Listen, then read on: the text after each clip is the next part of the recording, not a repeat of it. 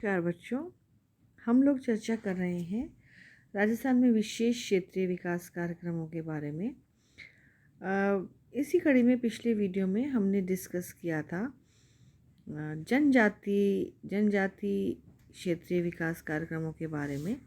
आज हम बात करेंगे अन्य जो क्षेत्रीय विकास कार्यक्रम चल रहे हैं उनके बारे में। इससे पहले हम लोग डिस्कस कर चुके हैं जो स्पेशल प्रोग्राम्स हैं, जैसे कि ड्रॉट प्रोन जिसको कि हम ड्रॉट प्रोन एरियाज़ प्रोग्राम्स या सूखा संभावित क्षेत्र कार्यक्रम कहते हैं, और मरु विकास कार्यक्रम के बारे में हम ऑलरेडी चर्चा कर चुके हैं।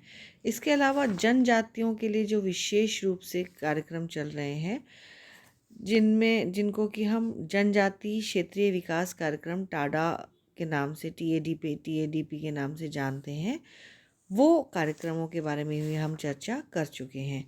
आज हम चर्चा करेंगे, अगर क्षेत्र की बात करें तो अरावली पर्वत श्रृंखला भी राजस्थान में एक अलग तरह का क्षेत्र है। तो इसके विकास के लिए एक कार्यक्रम राजस्थान में चलता है जिसका नाम है अरावली विकास कार्यक्रम। केंद्रीय स्कीम के अंतर्गत पहाड़ी क्षेत्रों के विकास के कार्यक्रम राज्य में 5वीं पंचवर्षीय योजना से प्रारंभ किए गए थे, ताकि इन क्षेत्रों में परिवेश व्यवस्था की रक्षा की जा सके तथा उसका समुचित रूप से विकास किया जा सके। परिवेश व्यवस्था का संबंध भूमि, जल, पशु और वृक्ष के परस्पर संबंध से होता है, और इनका संतुलित विकास जारी रखने से परिवेश संतुलन स्थापित होता है और देशवासियों की आर्थिक व सामाजिक आवश्यकताओं की ज़्यादा अच्छी तरह से पूर्ति हो सकती है। केंद्र ने अभी तक पहाड़ी क्षेत्रों के विकास कार्यक्रम हिमालय व अन्य पहाड़ी प्रदेश, पश्चिमी घाट के पहाड़ी क्षेत्रों व नीलगिरी की पहाड़ियों में चलाए हैं। राजस्थान सरकार भारत को अरावली पहाड़ी क्षेत्र को इस कार्यक्रम में शामिल करने के लिए कहती रही है। वर्ष 1986 में योजना आयोग ने भारत के सर्वेयर जनरल की अध्यक्षता में एक विशेषज्ञ ग्रुप नियुक्त किया था, ताकि वह पहाड़ी क्षेत्रों का निर्धारण कर सके। उस दल ने पहाड़ी क्षेत्रों के निर्धारण के आधार सुझाए थे। उनको ध्यान में रखकर ही राजस्थान में अरावली पहाड़ी प्रदेश के कुछ भाग पहाड़ी प्रदेश के राष्ट्रीय विकास कार्यक्रम के लिए छांटे गए थे। इसमें 16 जिलों में 120 खंडों को 41,447 वर्ग किलोमीटर क्षेत्र शामिल किया गया है, जिसमें अन्य पहाड़ी क्षेत्रों का 11,786 वर्ग किलोमीटर क्षेत्र भी शामिल है। इस प्रकार प्रमुखतः अरावली का पहाड़ी क्षेत्र लगभग 29,661 वर्ग किलोमीटर रखा गया है। अरावली विकास के यदि महत्व की बात करें तो अरावली के विकास का राष्ट्रीय महत्व है, क्योंकि यह प्रदेश राजस्थान, हरियाणा, मध्य प्रदेश, गुजरात व उत्तर प्रदेश के सतह जल व भूजल के भंडारों का निर्धारण करता है। इसके अलावा यह रेगिस्तान को पूर्व दिशा में बढ़ने से भी रोकता है। पहले अरावली की पहाड़ियों में सघन वन व वृक्ष हुआ करते थे, जिनमें अनेक पशु वन पाए जाते थे, लेकिन कालांतर में वृक्षों से भारी विनाश ने संपूर्ण परिवेश व्यवस्था को अस्त व्यस्त कर दिया। अगर हम कारणों की चर्चा करें तो मुख्य रूप से जनसंख्या व पशुओं के बढ़ने के कारण अंधाधुंध ढंग से वृक्षों की कटाई, खनन कार्य, पर्यावरण का ध्यान रखे बिना कई प्रकार के निर्माण कार्य करा लिए गए हैं तथा मरु विस्तार में तेजी आई है। तो अगर जो इसीलिए आवश्यक है कि अरावली प्रदेश का पुनरुद्धार व पुनर्जीवन अत्यावश्यक हो चुका है। इससे मिलने वाले जो लाभ हैं वो इस तरह से हो सकते हैं। समस्त अरावली प्रदेश का स्थानीय साधनों के अनुसार विकास कार्य संपन्न किया जा सकेगा। स्थानीय लोगों की आवश्यकताओं व आकांक्षाओं के अनुसार विकास की योजनाएं बनाई जा सकेंगी। वनों का विकास करके रोजगार के साधन उत्पन्न किए जा सकेंगे। मिट्टी व जल साधनों का संरक्षण किया जा सकेगा। ईंधन की लकड़ी व चारे की सप्लाई बढ़ाना संभव हो सकेगी। ऊर्जा के वैकल्पिक स्रोतों का विकास किया जा सकेगा। फलोत्पादन बढ़ाया जा सकेगा। चारों की सप्लाई के बढ़ने से व चारागाहों का विकास होने से पशुपालन के विकास को प्रोत्साहन मिलेगा। रेगिस्तान को गंगा के मैदान की ओर बढ़ने से रोका जा सकेगा। व्यर्थ पड़ी भूमि का सदुपयोग करने का मार्ग खुल जाएगा, जिससे पेड़ पौधे लगाने, जल संरक्षण, चारागाह विकास आदि से इस प्रदेश का कायापलट हो सकेगा। अरावली विकास के लिए विदेशी वित्तीय सहायता की भी आवश्यकता रहेगी। इस कार्य में भारी निवेश के बिना सफलता सुनिश्चित करना कठिन है। भारी निवेश की आवश्यकता को देखते हुए इस परियोजना के लिए अंतर्राष्ट्रीय सहयोग प्राप्त किया जाना चाहिए तथा प्राप्त साधनों का पूरा सदुपयोग होना चाहिए। यदि ऐसा संभव हो सका तो ये कार्यक्रम गरीबी दूर करने व रोजगार बढ़ाने के साथ साथ आर्थिक विकास में भी महत्वपूर्ण योगदान दे सकेगा। जापान के ओवरसीज़ इकोनॉमिक कॉरपोरेशन फंड की सहायता से चलाई जा रही अरावली वृक्षारोपण योजना वर्ष 1992-93 में 10 जिले शामिल किए गए थे। ये 10 जिले इस प्रकार से हैं: अलवर, सीकर, झुंझुनू, नागौर, जयपुर, पाली, सिरोही, उदयपुर, चित्तौड़गढ़ व बांसवाड़ा। अरावली वृक्षारोपण परियोजना में सरकार की बंजर पड़ी वनों की व्यर्थ भूमि पर पेड़ लगाने, नई नर्सरी की कई इकाइयां स्थापित करने, सामुदायिक भूमि पर वृक्ष लगाने, फार्म वानिकी कार्यक्रम के लिए पौधे वितरित करने और एनीकटों का निर्माण करने के कार्यक्रम शामिल किए गए हैं। अरावली वनारोपण प्रोजेक्ट की यदि हम बात करें, अरावली एफॉरेस्टेशन प्रोजेक्ट जो 1992-93 में चालू किया गया था, वह 31 मार्च 2000 के अंत में समाप्त हो गया था। 288 करोड़ रुपए की संशोधित लागत से इसके तहत 1.51 लाख हेक्टेयर में वनारोपण तथा पौधों के वितरण, नमी संरक्षण व नई नर्सरियों की स्थापना के कार्य संपन्न किए गए थे।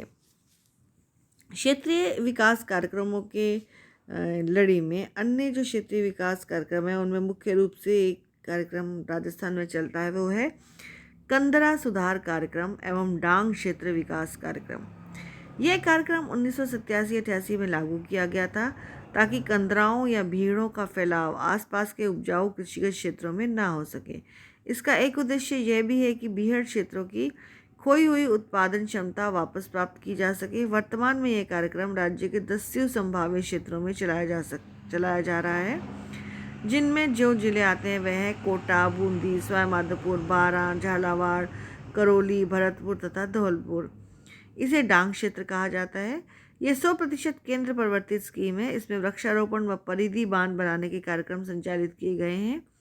झालावाड़, धौलपुर, सवाई माधोपुर व चित्तौड़गढ़ जिलों में विशिष्ट समस्याओं के समाधान के लिए दीर्घकालीन परिप्रेक्ष्य में समन्वित विकास कार्यक्रम चलाने की योजना है। पहले परिधि बांध बनाने व वृक्षारोपण पर बल दिया गया था। राज्य सरकार ने 1995-96 से डांग क्षेत्र विकास स्कीम लागू की थी। यह 8 जिलों में 357 ग्राम पंचायतों में क्रियान्वित की जा रही है। सरकार ने डांग प्रदेश विकास बोर्ड स्थापित करने का निश्चय किया है ताकि इस प्रदेश के सामाजिक आर्थिक विकास पर अधिक ध्यान दिया जा सके।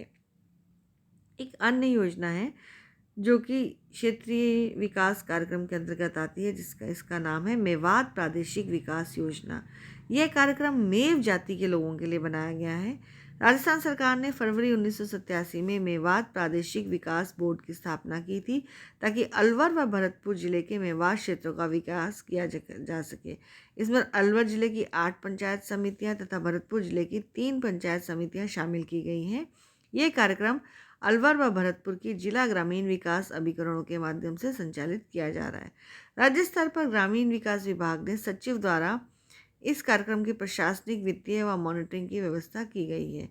इनमें जो कार्य किए जाते हैं वह इस प्रकार से हैं: सड़क निर्माण, सिंचाई, पेयजल तथा अन्य कार्य। डांग क्षेत्र व मेवात क्षेत्र के विकास हेतु व्यय का प्रावधान किया गया है। यह धनराशि सड़क निर्माण, सिंचाई व पेयजल के कार्यों के व्यय के लिए रखी गई है। इसके अलावा मगरा क्षेत्र विकास कार्यक्रम, यह अरावली का केंद्रीय पहाड़ी प्रदेश परंपरा से जो मगरा कहलाता है, यह 3 प्रशासनिक इकाइयों के संगम पर स्थित है। यह है मेवाड़, मारवाड़ और पूर्व ब्रिटिश शासित प्रदेश अजमेर मारवाड़। इस क्षेत्र का सामाजिक आर्थिक विकास पिछड़ रहा है। इसमें 2005-06 से विकास कार्य प्रारंभ किया गया था। यह राजसमंद जिले के 6 खंडों, अजमेर के 2 खंडों, पाली के 2 खंडों, भीलवाड़ा के 3 खंडों तथा चित्तौड़गढ़ जिले के 1 खंड में लागू किया गया है। इस कार्यक्रम में क्षेत्र की मूलभूत कमियों को दूर करने का प्रयास किया गया है। डांग, मेवात व मगरा क्षेत्र कार्यक्रमों पर वर्ष 2016-17 में दिसंबर 2016 तक क्रमशः 13 करोड़, 31.69 करोड़ और 25.93 करोड़ रुपए का व्यय किया गया है।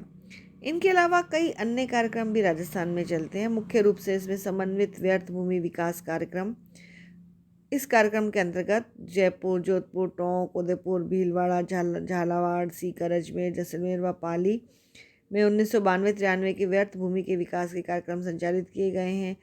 एक समन्वित वाटरशेड प्रबंधन कार्यक्रम जो वर्ष 2008 में चालू किया गया है, इसमें केंद्र व राज्य के व्यय का अंश क्रमशः 90:10 रखा गया है। 2009-10 में ये कार्यक्रम 32 जिलों की 127 पंचायत समितियों में लगभग 1295 करोड़ रुपए के व्यय से 4 से 7 वर्ष में पूरा कराने के लिए प्रारंभ किया गया है। इसी प्रकार सीमावर्ती क्षेत्र कार्यक्रम बाड़मेर, जैसलमेर, बीकानेर व गंगानगर के 4 जिलों के 13 विकास खंडों में 1993-94 से क्रियान्वित किया गया है। ये जिले राज्य को अंतर्राष्ट्रीय सीमा पर स्थित हैं। इनमें सुरक्षा के लिए आधार ढांचे के विकास पर पुलिस, सीआईडी, सीमा सुरक्षा बल व होमगार्ड आदि विभागों के जरिए सामाजिक आर्थिक प्रगति के कार्य किए जाते हैं। इन कार्यों में पब्लिक वर्क्स, विद्युत, सार्वजनिक स्वास्थ्य, भेड़ व ऊन, शिक्षा पालन, मानवीय साधनों के विकास आदि के कार्य शामिल किए गए हैं।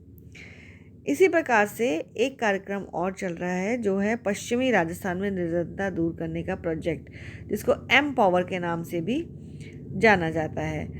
यह प्रोजेक्ट राजस्थान सरकार द्वारा कृषिगत विकास के अंतर्राष्ट्रीय कोष व सर रतन टाटा ट्रस्ट के सहयोग से कार्यान्वित हो रही है।